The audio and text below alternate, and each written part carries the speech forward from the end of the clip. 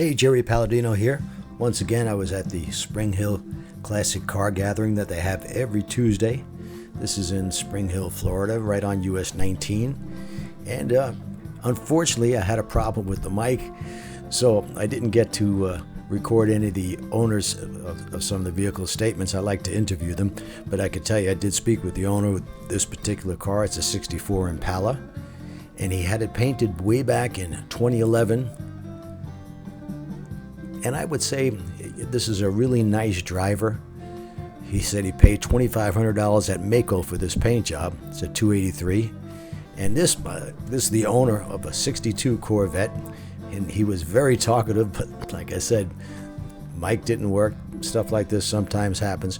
But he did tell me how he had the car restored, he and a friend, and showed me what it looked like prior to the restoration. They did a lot of work, especially body work on the car.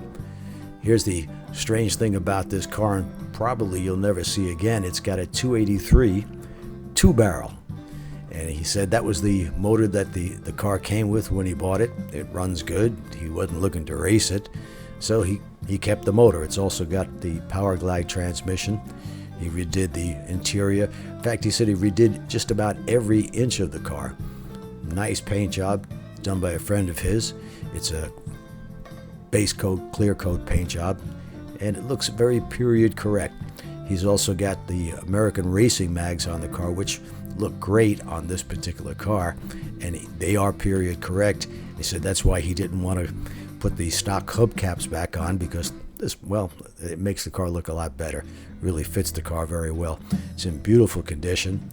He also owns a couple of GTOs and some other muscle cars that I don't recall right now exactly what they were, but this is a nice example of a 62. In 62, what they did was they changed the back of it to make it, I guess, show you what the 63 was going to look like, the Stingray.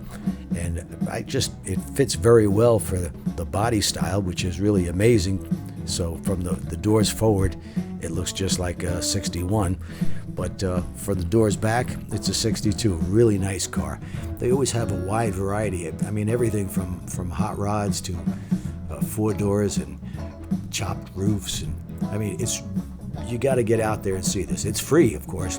Now, they don't give out any trophies or anything like that, but a lot of guys get together and they gather here, like I said, every Tuesday from about 3 in the afternoon till about 6:30 at night. And if you got nothing to do, well, you should stop by, especially, if you're a car enthusiast. Stop by and take a look at some of these cars.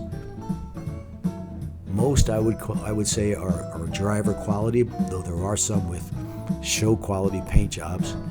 This particular one, I consider this a driver. Very nice car, nice paint job. It's a 442 automatic. The owner wasn't available, so I'm not sure what motor it's got in it, or if it's a WW442 or W, something like that. They weren't the most popular car because they were, well, being an Oldsmobile, more expensive than the Chevys. Generally, the Chevys are the most popular, and that's generally due to the price of the cars at the time, and also the fact that the aftermarket for small block and big block Chevrolets was just huge. In fact, it still is. So you come by here, talk with some of the people, take a look at the cars, and right now the weather is just perfect. This does go on all year, but when I was here it was 70 degrees and dry, no humidity, and it's just a nice place to walk around if you're into cars and take a look. Now, there was a gentleman here had a 69 Camaro, this one right here, beautiful car. I mean, this was a show quality paint job. It said Z28 on it. The owner didn't want to talk. I think he said he was in the witness protection program, or for whatever reason didn't want to appear on video, and didn't want to talk much about the car. But this is a 383 stroker. It's got an automatic transmission, so we know it's not, well, if it was an original Z28, it should have had a 4-speed, but it is tip-top condition, show quality. I would say we call this a resto mod. I don't know if he did anything with the suspension, but like I said, it's got a 383 rather than the 302 290 horse, so I'm assuming this has got a lot more power than a stock Z28.